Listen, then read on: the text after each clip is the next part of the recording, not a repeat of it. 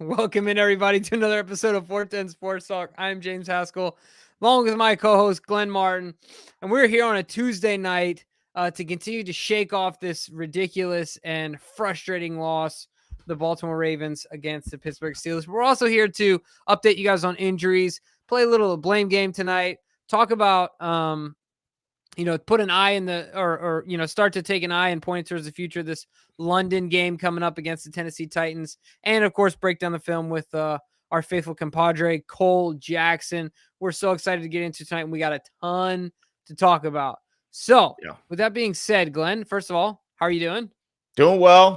It's just kind of a stressful night after the rough weekend in Baltimore. Hasn't gotten any better yet. Hopefully the Orioles can turn it around. I certainly hope so. It's top of the first. We got 1 on, 2 outs.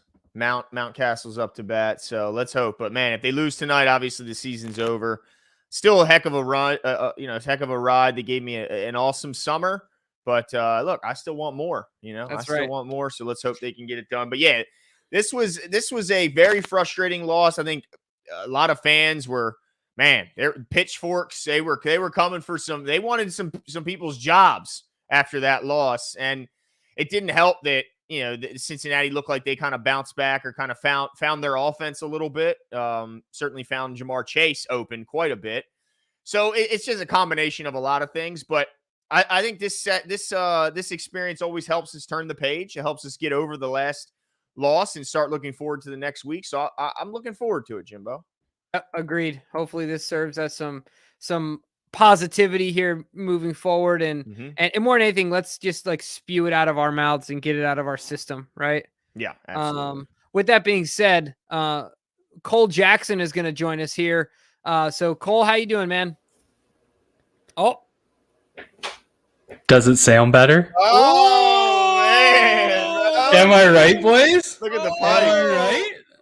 Yeah, man, I'm dying. I go on my YouTube channel and literally everybody's like, "Oh my god, I can actually hear you now!" Yeah. Well, there we go. It was my birthday on Saturday, so my gift to myself was a new microphone. So happy birthday, man! Happy birthday!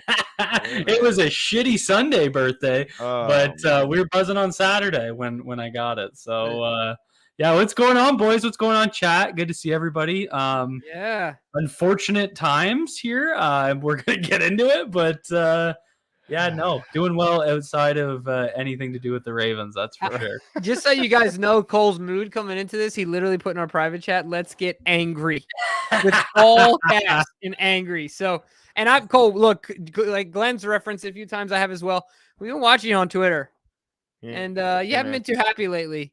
I'm a grumpy little man. Yeah, I'm excited to talk about it. And, so I kind of want to start the conversation this way. When we, of course, hopped on right after the game, we started immediately blaming people. And, we're just like Glenn said, there was pitchforks for John Harbaugh. Everyone talked about the wide receivers. People talked about the fumbles, whatever, right? There was a whole litany of things and a ton of people that you can blame.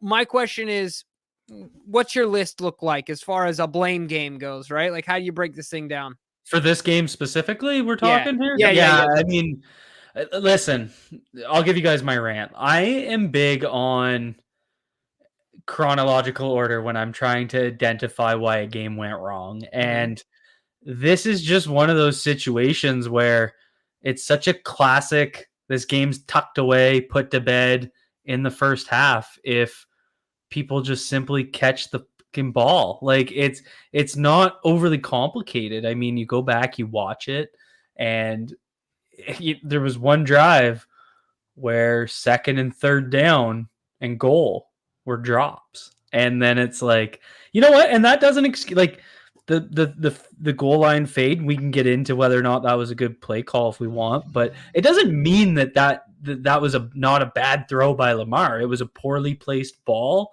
It was a poor play call. That's all. Sure, I don't disagree with that, but it's all about what comes first. And, it's just one of those situations where I think Lamar Jackson has to basically be a superhero to the point where, he's already out there creating time and space in the pocket for his O-line. And then, there's times where I put up a play where, everyone's debating whether or not it was 3 or 3.5 seconds to when he got sacked. And I'm like, holy fuck, like, is our expectation of our O-line so low that we think that ball should have been out there? And then, you watch the strip sack and it's like, he's literally in the process of throwing the ball to a wide open Odell Beckham Jr. And people are like, he has to protect the ball. Protect the ball how? How big do your hands have to be to be able to hold on to the ball while it's being hit while you're throwing? It's been frustrating for me because I'm not really a Lamar apologist. It's not always defend Lamar, but in this case, it's drops, it's coaching, and then it's Lamar in that order in terms of who I place the blame at. Yeah. It's funny. I was kind of imitating. I was doing my best Cole Jackson imitation in our comment section after the game because you're right. It was more, you pay a guy this amount of money and this is what you get. It was, and I'm just like, if you think that game was on Lamar Jackson, you weren't watching or you just don't like Lamar Jackson. So you'll find any opportunity to kind of, put the blame on him. But I wanted to ask you about the offensive line play because we thought, okay, yeah, Moses isn't going to be out there, but no problem. Ronnie's back. McCary slides to right. Welcome to the TJ Watt experience now, McCary, after leaving Myles Garrett. So my question, I know he gets banged up, right? Faalele comes into the game. What was your take on how McCary was playing before the injury and how things changed after Faalele came in? I thought McCary played pretty well. He gave up one really ugly sack to Watt, but other than that, a lot of Watt's damage came when Faalele came in. He had a total of 5 pressures, 2 of them being sacks. It's just one of those things with McCary where, and we talked about this after the Indy game, he can have 30 really, really good snaps and 2 ugly ones, but everybody remembers the 2 ugly ones. So if you guys think back to the first half, how many times did you say to yourself, TJ Watt's killing us? Mm-hmm. You didn't really, the right? First half, yeah, no. Second half. And honestly, the first half, Ronnie wasn't killing us either. He gave up 9 pressures, and I'd have to go back and look at how I charted them, but I think 7 of the 9 came in the second half. I thought things were pretty clean in the first half. I thought they were, protection was good. Balls getting out well placed. It's just guys weren't catching it. And then in the second half is when you saw TJ Watt and Highsmith take over a little bit, right? And so, again, it's like, if you tuck it away in the first half, it doesn't mean they're not going to lead a comeback. I don't think they are against this defense personally. But, it's going to be your margin for error is going to be a lot smaller. And that's kind of how I see this. Again, when you talk about the interception in the red zone, it's not necessarily that should be excused, but I guess your margin for error for a mistake like that is now a lot bigger because you took care of business in the first half. You gave yourself that cushion. You took advantage of your red zone trips. And it's really, I'm not asking much. I'm not asking a bunch of guys that weren't able to get open to do something special. I wasn't asking for a circus catch. I'm asking for the basics. Catch the fucking ball when it hits you in the hands. That's all I want. Mm-hmm. So that's really, what it comes down to me. But overall, offensive line play really fell apart in the second half specifically. And the only offensive lineman I came away happy with from this game was Tyler Linderbaum. I thought he played a hell of a game. I got a piece coming out on him tomorrow. He's quickly become the best offensive lineman on this team. But we can't excuse what happened before the half, though, Cole. I mean, yeah. So let's talk about that. So I saw someone in the chat ask. So I mean, this is how I view it. Okay, so first of all, the decision to send out your offense to try and draw them offside or whatever. Like, why are you even getting so damn cute, John? Yeah. It's to me. I guess I get what he's doing, but I also don't really get it because either you're going for it or you're not. They didn't even have a play called, Cole. You could tell when the snap was, nobody knew what the hell to do. At least if you're gonna fake it, have something called. Like this is kind of how I feel. Like if you guys remember when Zay Flowers went out for the return in the Indy game when he caught it, and it gave them the 2-minute warning. Whereas if he returns it for a couple yards, and he was like, yeah, it's a miscommunication. I mean, part of your job is managing these situations. So they're unique. They're not regular situations you're dealing with on a game-to-game basis, but it still falls at your feet. You're the coach. Like, I'm trying to put myself in the shoes of my team. And so the decision by Tyler Linderbaum to snap it, what he's doing when you're trying to catch a team offside, because if they don't snap it and nobody jumps, they can get back onside and there's no penalty, right? So if I'm Tyler, I'm lining up, I'm trying to get them to jump, or else why the fuck am I lined up, right? Like, that's the only reason I'm lined up. So if that's my mindset and I see someone go to jump, I'm like the offensive lineman in front of them, so the guard or the tackle needs to move for that flag to be thrown. Nobody moves, so he snaps the ball I think Tyler's trying to make a play. So it comes down to, what position are you putting your players into? He put his player in a position where the player wanted to make a play, and so he snapped the ball because he thought someone jumped offside. And like, Quan Alexander did step up and he moved. I don't think he jumped over. Right. I'm not saying it's forgivable by Tyler Linderbaum, but don't put your players in a position. Just kick the ball. Like, it's really not that complicated. So just a frustrating situation watching it unfold. Yep. And I just feel like we've had a lot of these kind of blunders lately where it's like, yeah, there's a miscommunication. Well, that falls to your feet. You're the head of this show. You wear what they wear, right? Yeah, and I'll tell you what, it gets even more infuriating when a few things happen, of course, in the national media. Now, TJ Watt, after punching anything that moves, has this heroic story of having his finger dislocated and putting it back in and playing the game. And TJ Watt is quickly becoming my second least favorite player in the NFL. He punched Zay in his chin. Right in his chin, dude. I think that if you punch and you miss, you should be penalized. I'm sorry. It's a risk you take. You punch a guy in the stomach, you punch a guy in the face, you should pay for it. And now Lamar Jackson, of course, is being fried in the media because, just like you said, Glenn, at the beginning, it's people that didn't actually watch the game, that just watched some, look at some stats and things. But I'm going on this long rant to say the only silver lining I've taken away from this game, Cole, is if something that hasn't happened in, I think, a decade, since 2013, doesn't happen, Lamar Jackson has one heck of a game.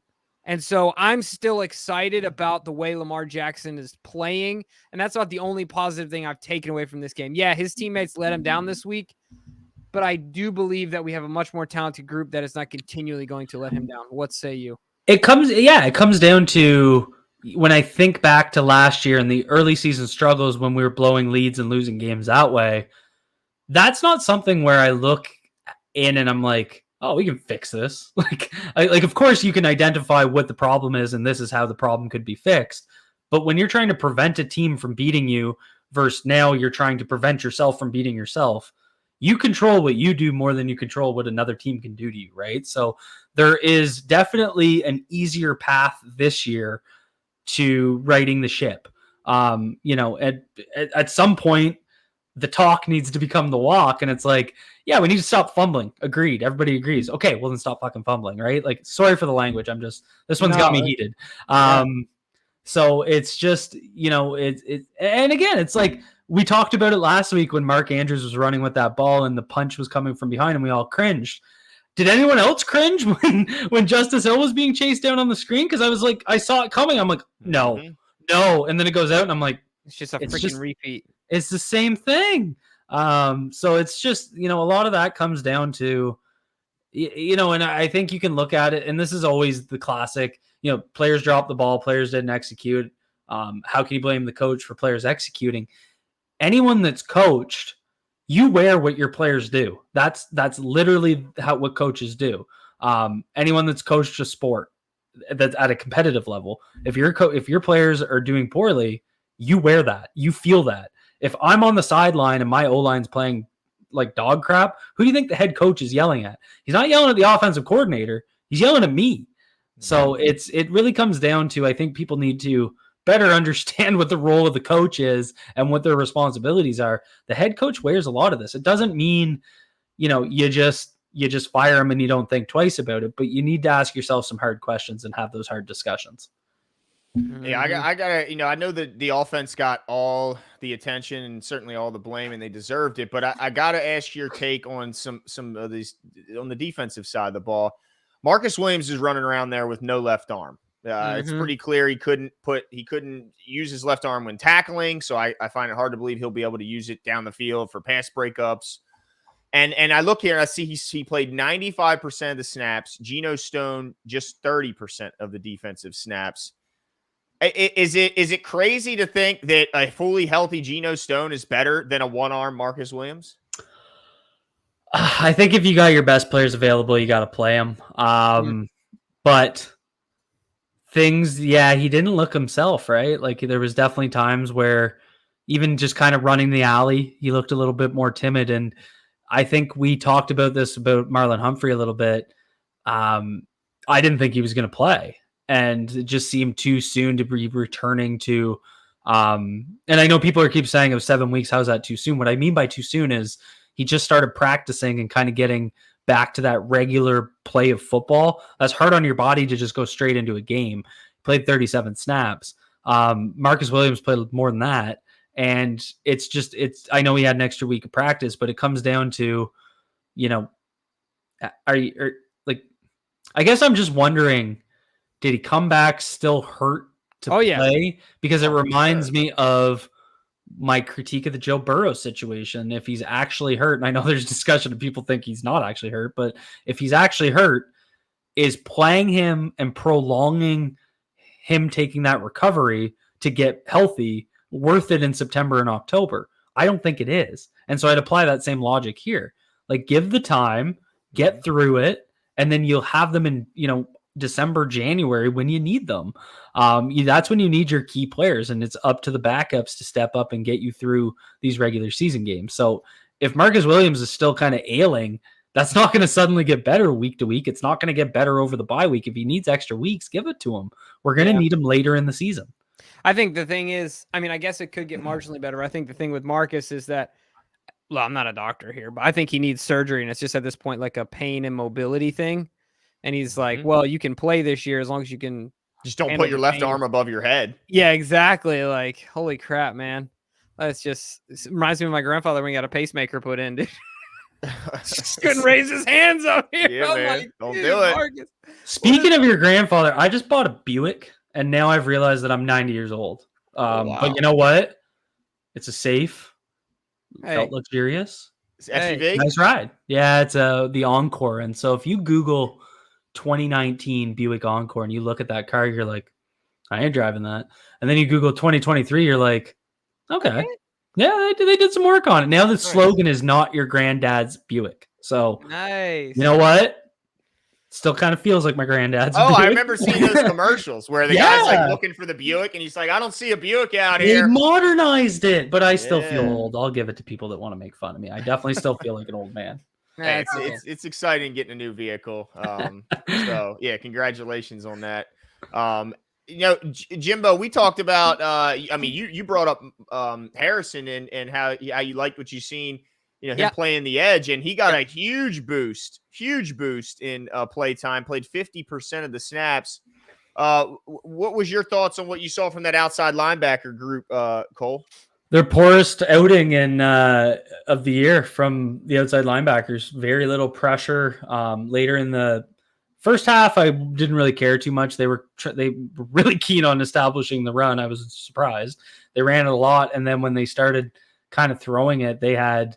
Clowney only came away with, just double checking the numbers here. He came away with one pressure, one from Kyle Van Noy, both hurries. So your guys that put together 10 last week, put together 2 this week. Matabike had 3, including one of his sacks. Then you got Queen and Pierce both with 2. So, just not very good production. I think they ended up with 4 sacks, a lot of that coming from manufactured blitzes and coverage sacks. But I was disappointed. I felt really down on I was expecting a big thing from those guys, especially against, a rookie tackle in his first full start. And, I didn't think their right tackle was very good, but also even on the inside, their right guard's not good. And, they just weren't able to, it never really felt like the D-line was dominating. And I think that's becoming a reoccurring theme. Especially in these Steelers games, it's like I feel like we're always getting dominated by their outside linebackers, and we can never return the favor. Early with Big Ben, it was because they were just getting the ball out in 2 seconds. But now with Pickett, it's a little bit different.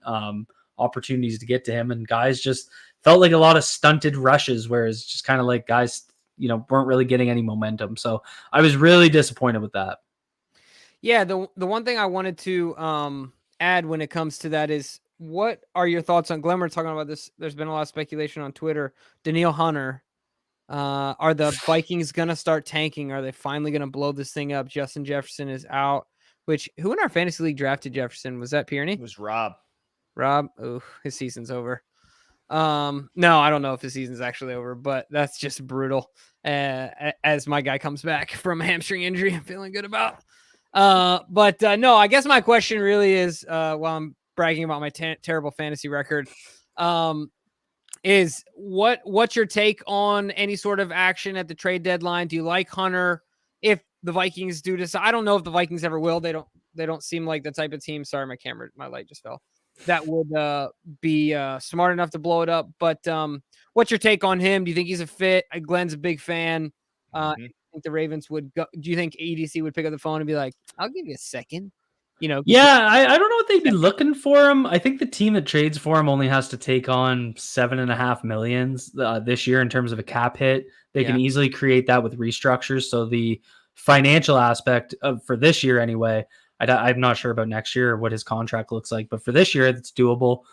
Definitely the type of guy that I think would fit in terms of a premier edge rusher that can just win one-on-one battles that they can create for him. I think it's a guy that does fit really well opposite Jadeveon Clowney, because what Clowney needs opposite him is, and I don't want to say we need to go get a Myles Garrett because they just aren't really out there because it's Myles Garrett.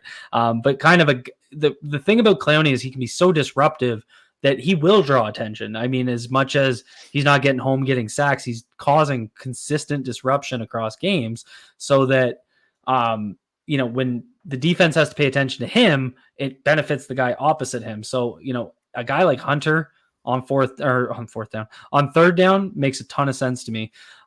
So, that's definitely a move I'd like to see them make. But, would they pony up for Brian Burns where it's going to cost a little bit more?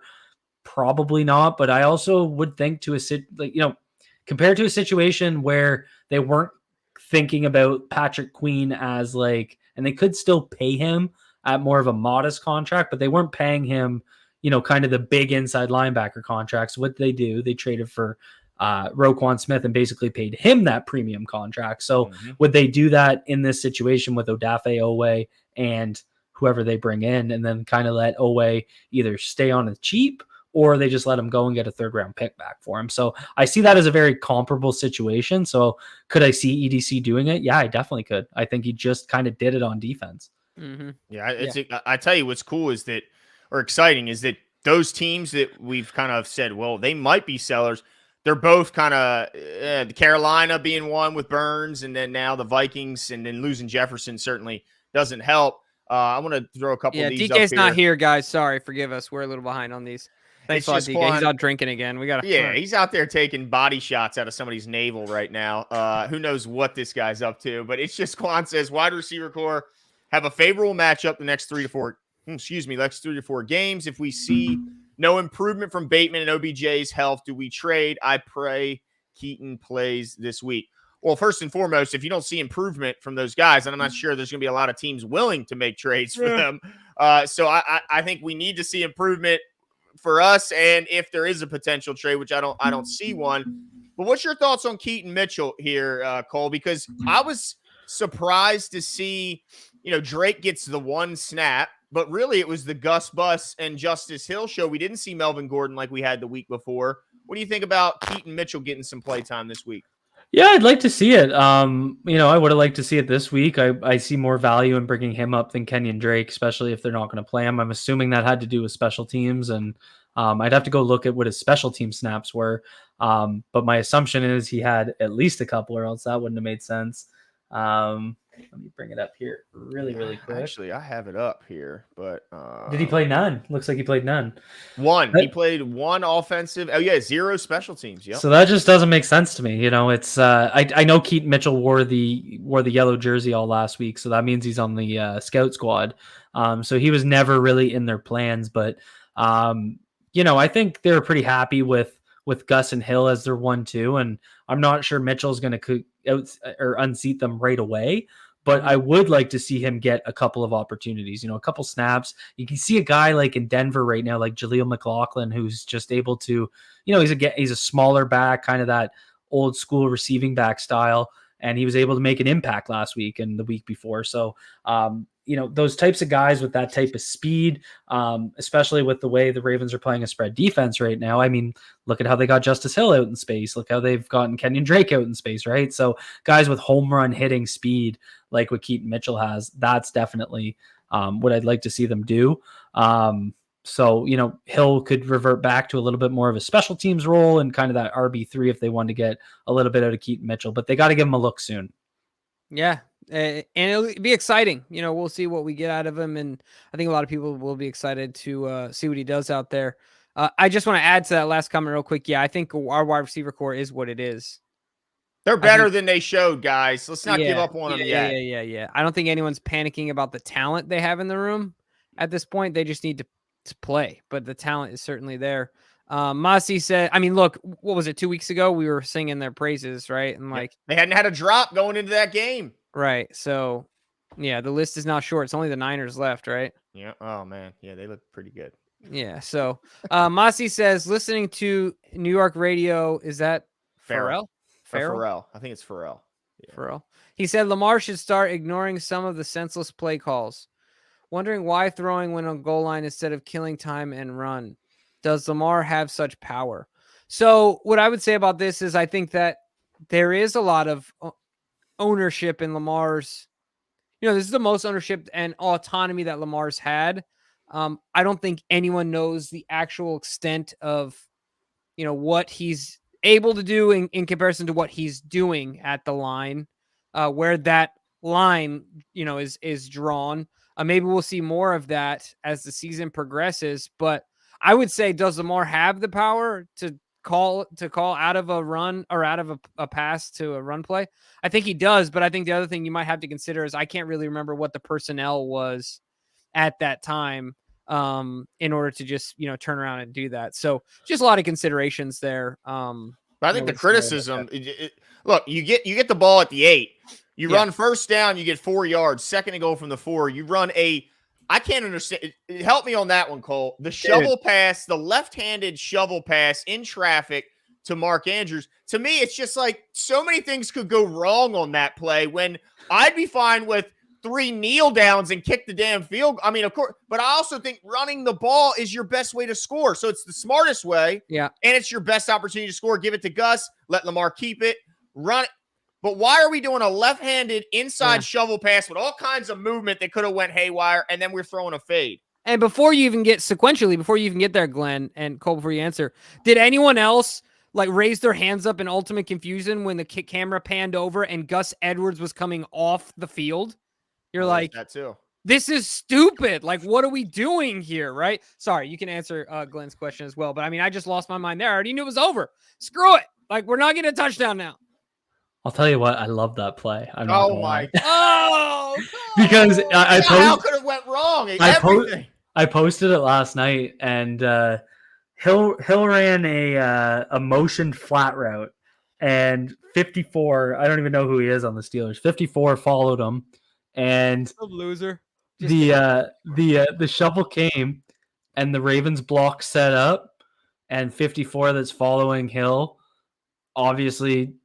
He made a hell of a play. He saw it and he came back rather than continuing into the flat with Hill. He had the awareness to scam back, and he's the one that came up, made the tackle. If you go back and you pause to where Andrews catches the ball, he could have done somersaults in. He could have just rolled on the ground and rolled in.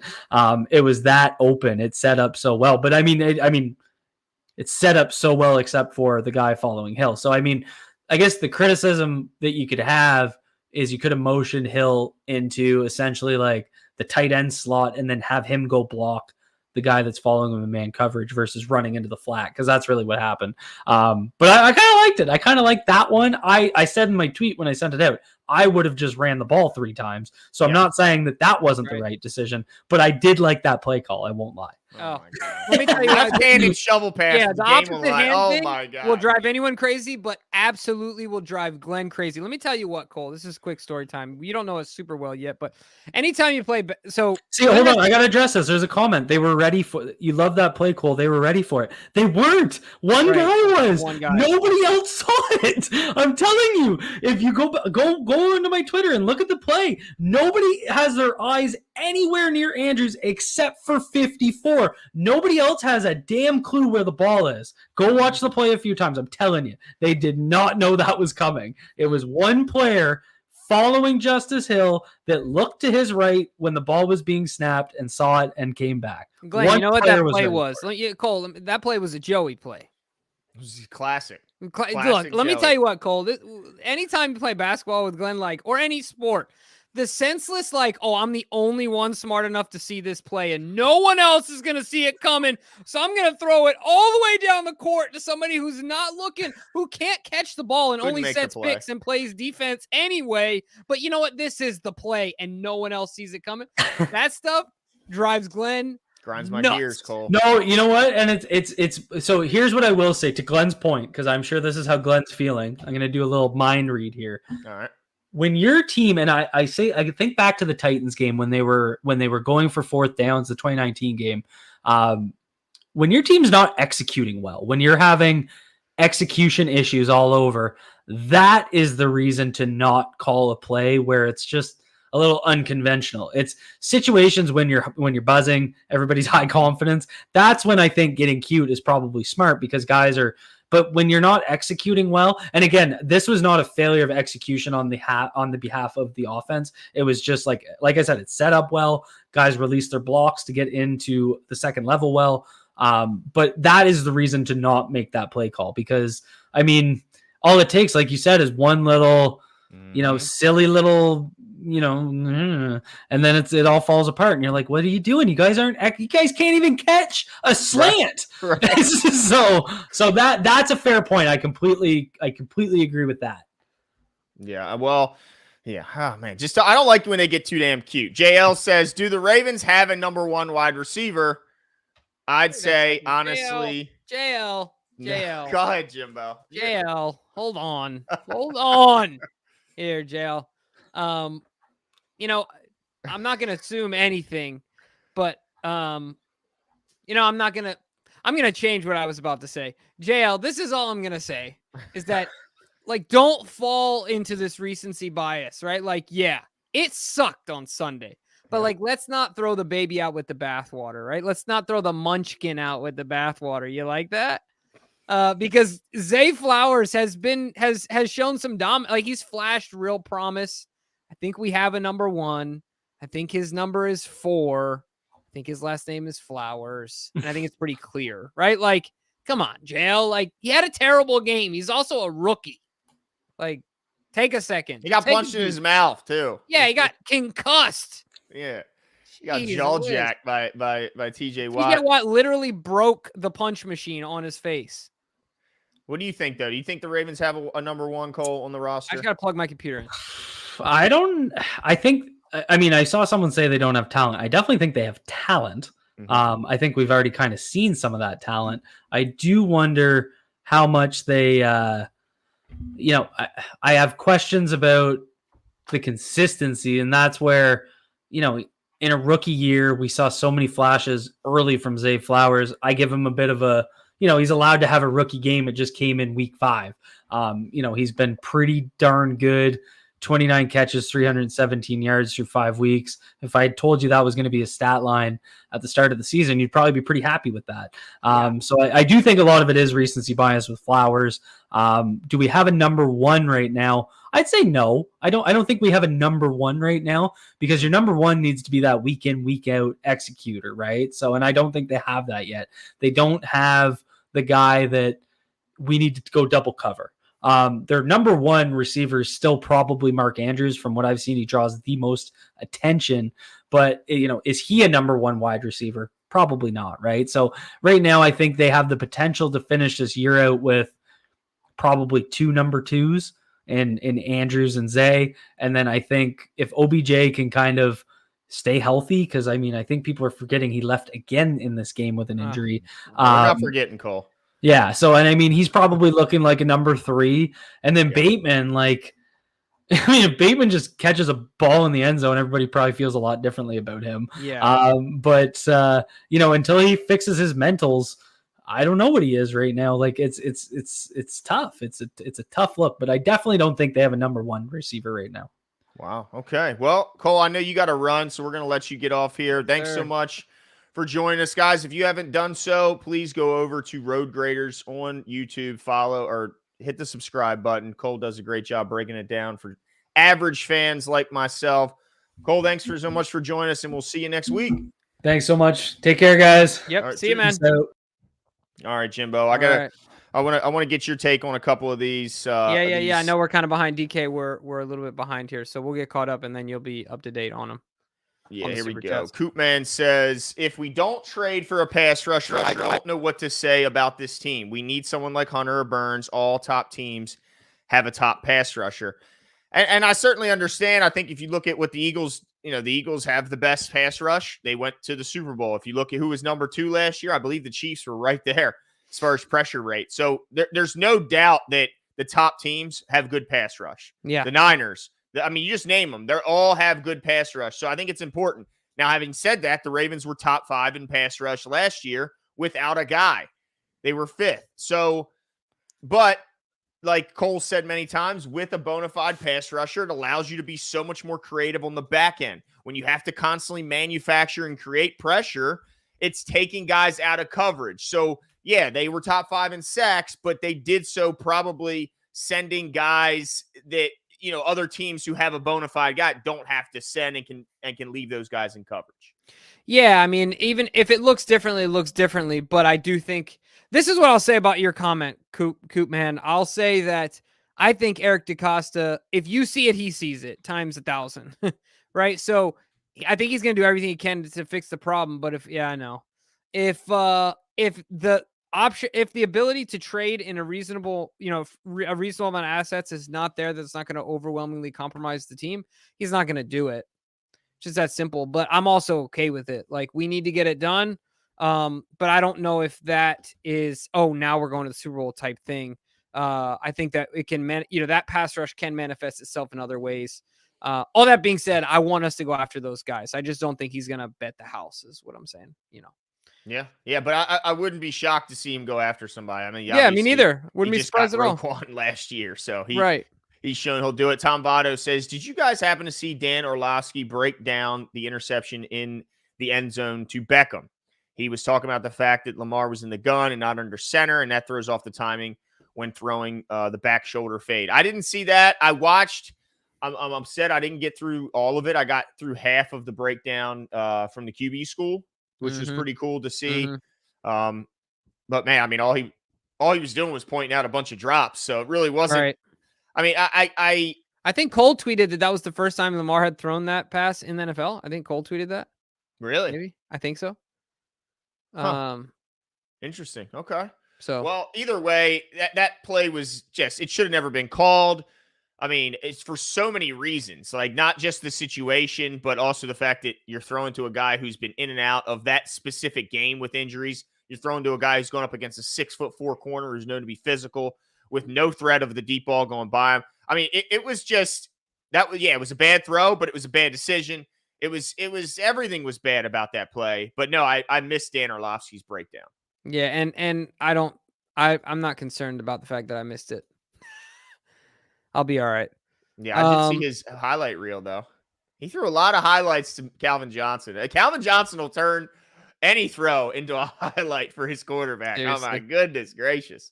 That guy was something special. JL says, bro, Zay is our number 1, and he hasn't even scored. Yeah, I mean, look, imagine he hangs on to 2 of those. Imagine he hangs on to the one, and the other one he tracks properly and doesn't fall down.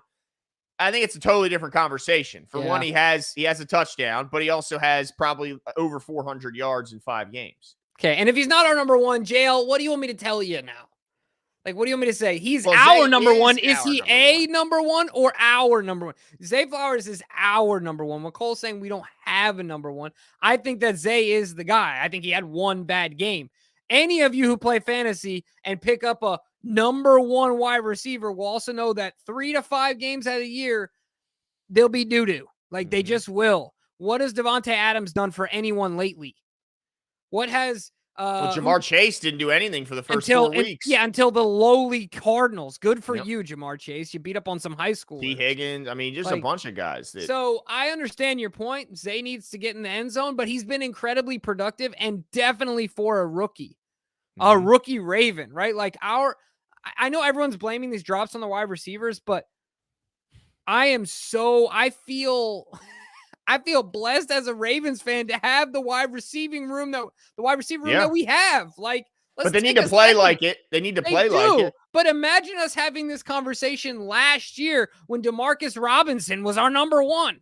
Yeah, because there's no light at the end of that tunnel. tunnel. There's no like, oh, we can turn it around. Oh, we've seen him do it. Oh, yeah. No, there's none of that. So all I'm saying is let's keep things in perspective. Right now, things are tough. Look, this is a relationship. This is what I was going to get to, Glenn. When you have a relationship with someone, you can't be so ready to just shut the door when one stupid thing happened. Right.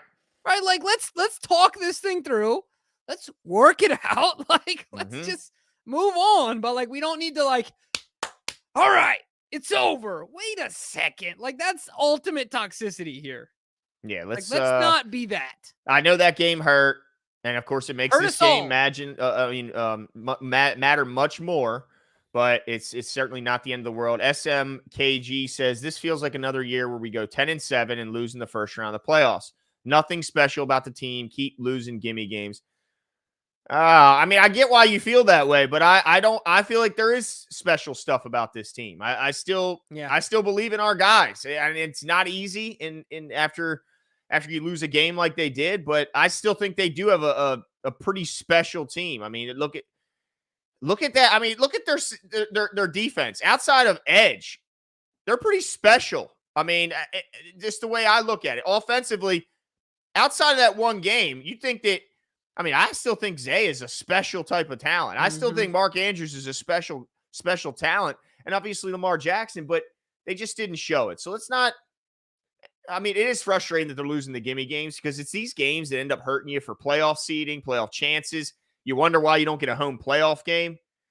Yeah, you lose these gimme games, and that certainly is a big reason. But man, I'm not ready to say 10-7 losing the first round. Yeah, no, I'm not. I think they got some stuff here. The Baltimore Ravens do. I think that when the offense is playing well, the offense and defense can really lean on each other, and it's just exciting. I'm gonna let you have this one, Jim. Tom Votto. Oh no, Tom. I'm gonna let you have it. It's time to admit we could use Hollywood. I know you weren't a huge fan and say what you want. Hollywood had a 1,000-yard season and was very close to Lamar. Zay has not one touchdown yet. Oh, Tom, I'm just gonna tell you that Zay Flowers is going to be he's going to be a better football player than Hollywood Brown. If you're talking about trading one for another, the no touchdown thing is ridiculous because Zay has been so productive. He's just been a crazy productive player. He's been everything that Hollywood Brown was advertised to be, right? Like Zay can get open down the field on a deep pass. We've already seen him do that. Okay, it didn't turn into him scoring the touchdown, but I'm pretty sure that we turned that into a touchdown. That was just a few weeks back. Zay can take the pitch, he can take the sweep, and he can make a guy miss. He can take the short pass. Did you see what he just did to that Steelers player? I've never seen on the sideline. You know what Marquise Brown does? He turns into a cheap tent and he dives out of bounds. Right? Like that's what Marquise Brown does. Never ever will I say we need Marquise Brown instead of Zay Flowers. Could Marquise Brown help right now? Sure. But he didn't want to be here. I also talking about toxicity. I don't want a guy who's not going to be here and talking about being a soldier not getting used. Go play for Arizona then, dude. If you're not bought in, well then be out. Like that's the biggest thing for me, Tom, is that like he wasn't bought in. His body, it was clear in his body language, and I'm okay with it. I don't need how I've lost no sleep over Hollywood Brown. I'd much rather have Tyler Linderbaum. I'm with you. Yeah. Sorry. Yep. Hey, I also wanted to do some. We missed some super chats. I don't know if there was like a glitch I in just the want to get to this one system. real quick. Love you. Professional. I appreciate it. Love you too, Tom. Yes, go, Glenn. Sorry. Yeah, no, I mean, look, I love people who are passionate about this kind of stuff, but we did miss some apparently more than one super Yeah. chat from last week or on Sunday, and we don't know if it was a failure with the system or what, but we just didn't see it, so I wanted to give what the flock his due. He said Zaya has 2 drops wide open, then Glassman drops a wide open touchdown. Can we please agree on scripted games? No field goal to end the second and phantom fumbles. Icing on the cake, Aguilar misses a walk-in TD and Marlin forgets to cover on a touchdown. Scripted, as the commercial says, takes 3 touchdowns off the board. The NFL is clearly scripted, Jimbo says what the flock. What do you think about that? The NFL is not scripted.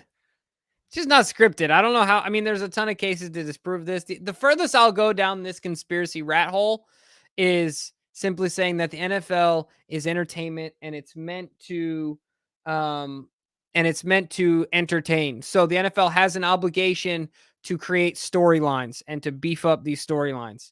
So they do that. When Tom Brady took off, they leaned into that. He's the everyman. He's the 6th-round pick. He's this, that, and the other. Lean into it, right? Like the Mahomes thing, they're going to lean into it. Every other league does the same thing. It's the reason why LeBron only gets called for 1 foul a game. It's the reason why Jordan had the Jordan rules, right? Like it's just different. Guys get special treatment. I get it, but I'm not going to sit here and say the NFL is scripted. That's just what I don't know. I mean, I don't think Roquan's signing up for any of that. I don't think there's enough. I don't think that like stuff like that works in the WWE where at most, I don't know. I don't watch WWE, but there's like 10 people out there. Like, so you're talking about how many like people, the whole it being roster? scripted, right? Like, no, at a time, like in a match, and gotcha. like how just many 2. people every Sunday are playing in multiple games, and that's all scripted? All of that? You know how much time that would take? All the NFL wants to do is restrict more practice time. You think that's enough practice time? No, it's not. These guys aren't rocket scientists. Like, are you kidding like me? Flacco says, just football. It's just football. That's all it is. Look, It would take too many people to keep that quiet and too many people to cooperate to make it happen. So, no, I don't think it is, but I can see. Look, just play Madden. You'll see all kinds of crazy shit, and you'll go, this never happens in real life. And then you watch real life, and you go, God, all this crazy shit really does happen. Like, it's just, it happens, man. Crazy stuff happens. JL says, assessment of Monken. What can he do? What can he improve upon? Yeah, stop getting cute. I mean, yeah, you could do that. I mean, I would say, oh man, what can he improve upon? Well, one thing is, you can always improve upon your ability to relay like the overall game plan, the overall message to all your players. I get that the quarterback is the guy who's kind of at the hip with the offensive coordinator, but the fact that Linderbaum's got, I mean, look, I get Linderbaum shouldn't even in that position. I don't like that, but he's got to know. Like, I don't know. I don't have a problem with what Monken's doing, but I think the too cuteness, the not making sure everybody on the same page with stuff. Now, some of that's on John Harbaugh. Most of that's on John Harbaugh. So I guess for Monken, to me, I don't know. What's your thoughts on Monken? I'm kind of torn on. I'm okay with it, but a lot of mistakes too. It's like the fumbling. It's like Cole said. It's like, yeah, he says we don't need to fumble, but yet we're still seeing fumbling. So I don't know, like if I should blame him or the play, like. Yeah, I mean, I think as far as Monken goes, I'm still super excited about the offense because look, we never saw this with Greg Roman. Anything that was scripted or that was like, that was on script, guys weren't schemed open. We never saw it in 3 years. Would you agree? Yeah. The only plays where guys were open was Lamar improvising and Mark Andrews taking advantage or Marquise Brown taking advantage of the improvisation, right? And breaking up field and then Lamar hitting them or wherever, right? That's really all we saw. So I'm excited about that. I'm also excited about the fact that before this past game, think about our red zone percentage before this game. So once again, I'm not ready to throw the baby out with the bathwater. I think that Monken is good. I think that he just needs to stop getting cute, keep it a little keep it a little more simple, and I mean, I think that's it. Those are the two. And look, I would say a lot of depends on the offensive line, but I want more shots down the field.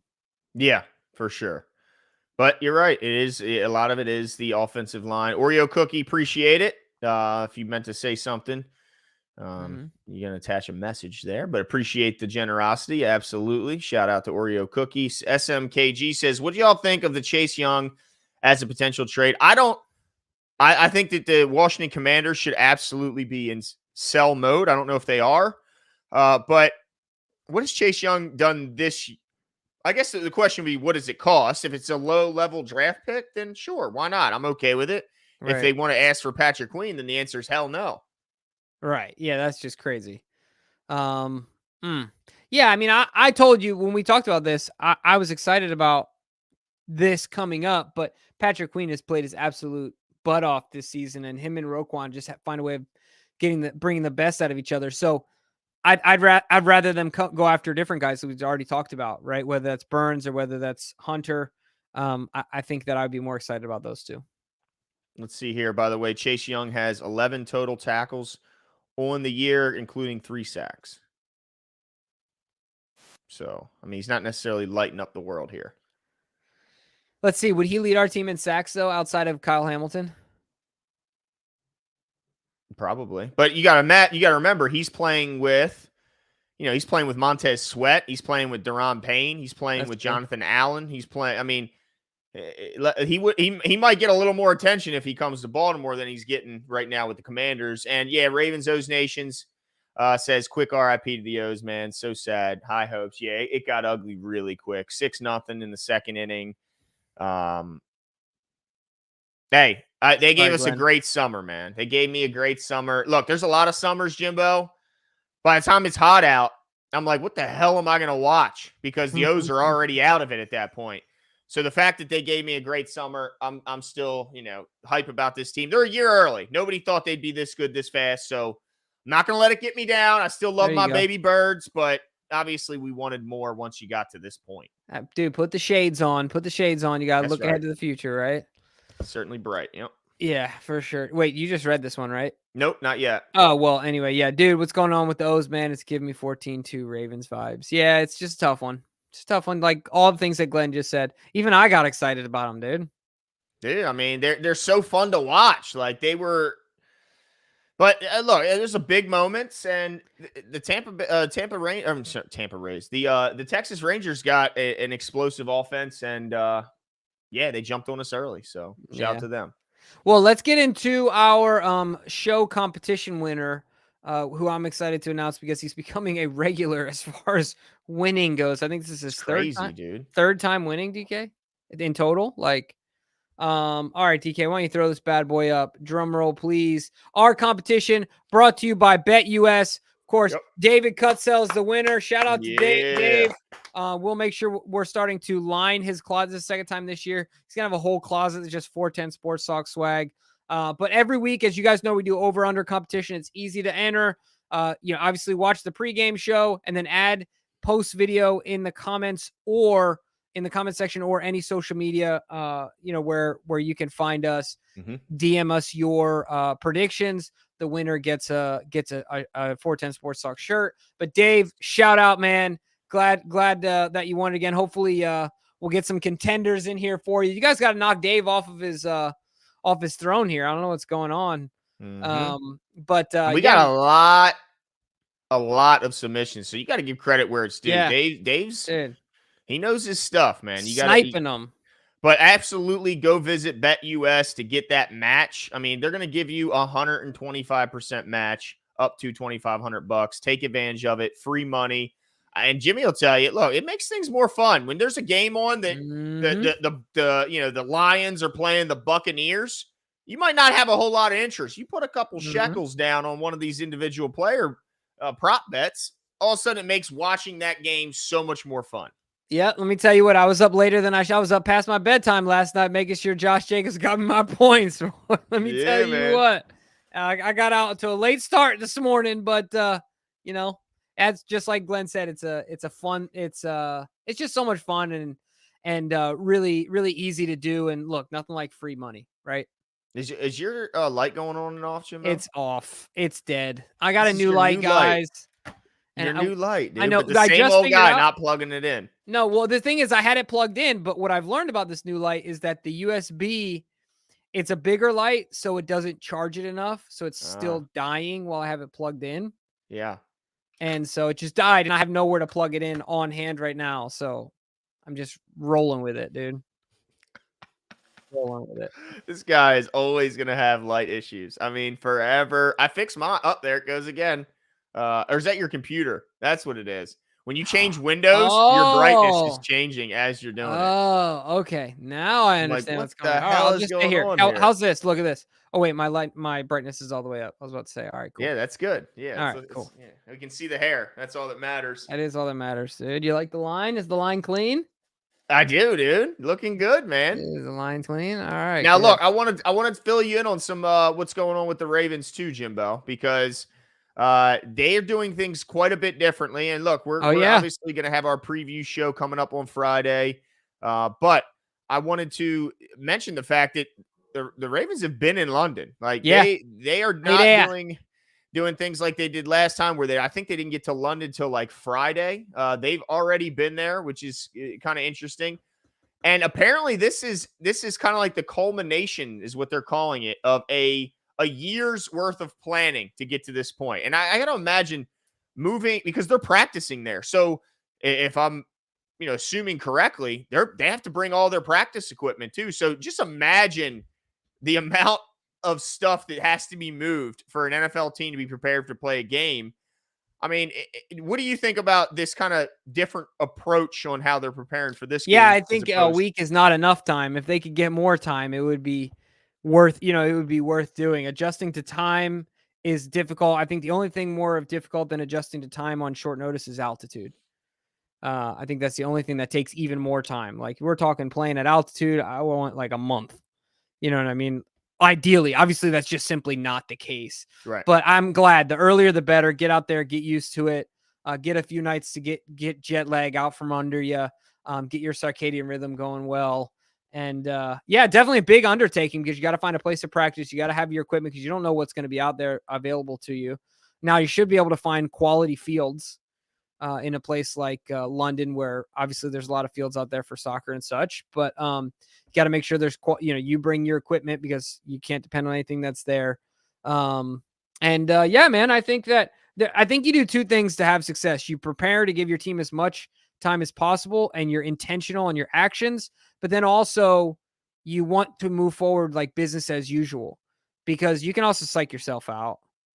Mm-hmm. I think that's a part of it. But I mean, if you just listen, if anyone watches UFC, if anyone's ever listened to Khabib Nurmagomedov talk about his last fight with Gaethje, he said, yeah, I'd been there for a month in Saudi Arabia, and he just got a week in, and I already knew this dude's going to be gassed after one round, right? Because he's still jet lagged. Like, it just is what it is. But both teams are dealing with it. Yep. So the earlier the better. I'm happy about it. I'm excited.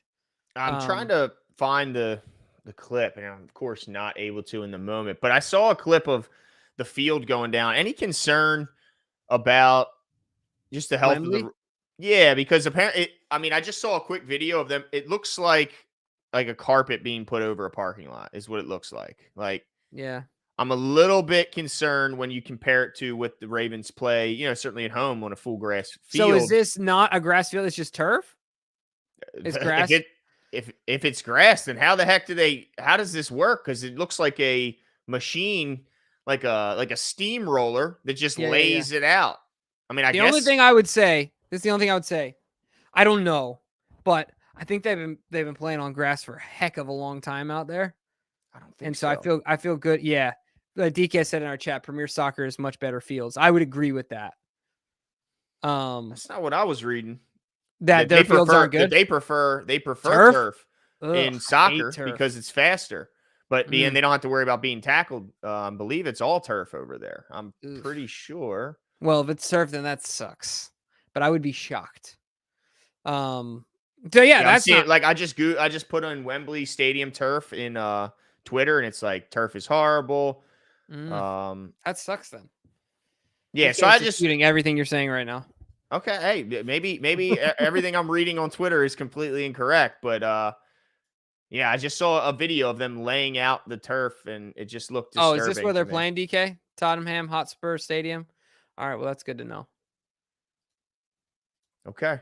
Didn't who just? I just know that Matt Milano just broke his leg there. He plays for the Bills. He just Oh, snapped he his did, leg in didn't he? half, and they're blaming it Ugh. on the turf. So, I mean, you guys tell me I'm crazy, but No, that's no. literally what they're I blaming it honestly on. don't know. I'm just going off Yeah. of my own whatever sort of knowledge that I would have. I would think that soccer isn't played on turf, but I just don't know. I wouldn't want it played on turf, that's for sure. I just worry. Anytime the Ravens are playing in Yeah, unfamiliar let's just skip stadiums, it gets me OBJ in nervous. this game. How about that? Yeah, there we go. It's There just we go. like- Gideon saying, Glenn, you're good. The Jags complained as well. They'll be Okay. playing on turf from Tanja Bowman. Lisa Ann says it's artificial turf. Ugh, I'm not So excited I about just that. get worried when we've already had all these issues. And now I just saw Matt Milano get his leg snapped like a twig, and we know the player he is. So I just get worried when I see our guys playing in that kind of. It's apparently they're saying it's comparable to MetLife, but I hope it's not like that. All right, let's see this, DK. Here we go. Maybe this is what I saw, where they kind of like. We're going to have to start calling DK Jamie.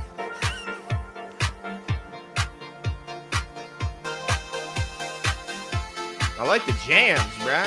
Yeah.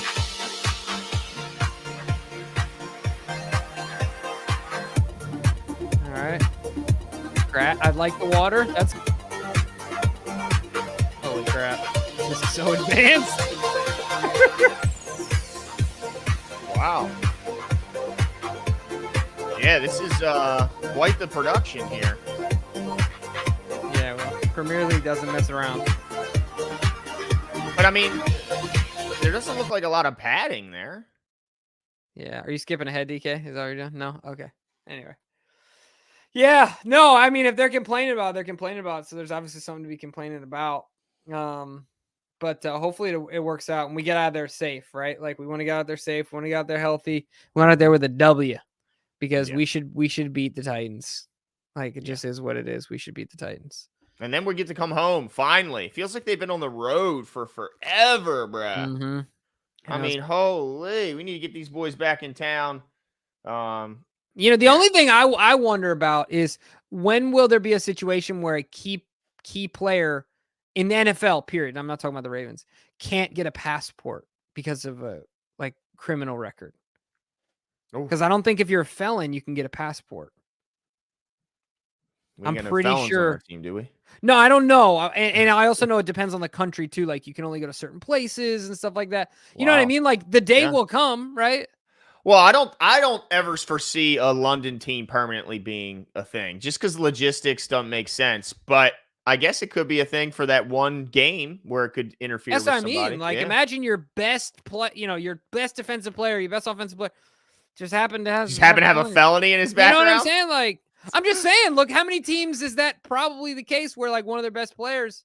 I gotta have to look it up. Yeah, we'd have to find that out. Let's see. From the news, the Tottenham Hotspur Soccer Club plays on natural grass in its home stadium, but that surface is rolled out and artificial turf is brought in. What? What? They don't want to mess up their good grass with our. So it sounds like the NFL's not paying them enough. Dang, dude, that's dirty. That's what it sounds like to me. So we'll bury the good grass and put the trash turf on top for when these boys come to town. Well, I mean, think about it's kind of like the treatment we'd probably give them if they came here to play, right? Like what kind of draw? I mean, we do pretty well when they come to Baltimore. Usually we get one premier matchup and they do pretty well. Yeah. I don't think they roll a fake turf over top that beautiful grass at M&T, dude. Hey, look, all I'm saying is Goodell, you need to break out the shekels, my man. Yeah, like all the money these guys make, how much could it really be to get a real field? Like, come on, man. It's bull crap. Yeah. The NFL could have an NFL-owned stadium over there if they wanted to. They could have 10 of them. Right. Like, I mean, I don't know, 10 might be crazy. But yeah. How much money they make, dude. It's insane. No, for sure. I mean, which would be interesting to do. That could be a whole cool concept in and of itself. Anyway. All right. Well, I think that's it for us tonight, folks. We'll be back on Friday. As always, we'll be here to break down the Titans game. We're hoping to get a guy on the show. And we'll be looking forward to it. My light will not go out, and I will be here. I promise. Okay. Unfortunately, my mother-in-law is going home on Thursday, which I'm kind of sad about because she's been cooking a lot. Oh, you've been getting that home cooking, bruh. Yeah, I'm a little bummed. I'm going to have to start cooking more again. But all that being said, thank you so much for coming out. Thank you to Cole. Thank you to DK for hopping on. Shout out to Dave. Any of you that have won that have not submitted your addresses to us, please do so we can get your attire. Yeah. And that's it for us tonight. We'll talk to you guys soon. See you. Right? That's after every show in season.